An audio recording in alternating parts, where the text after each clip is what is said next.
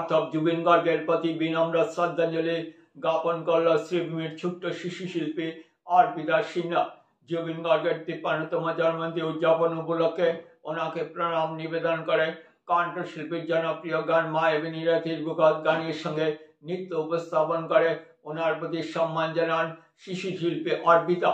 কিংবদন্তি কণ্ঠশিল্পীর প্রতি কতটা শ্রদ্ধা ও সম্মান রয়েছে তা প্রতিফলিত হয় শিশু শিল্পীর পরিবেশিত নৃত্যে।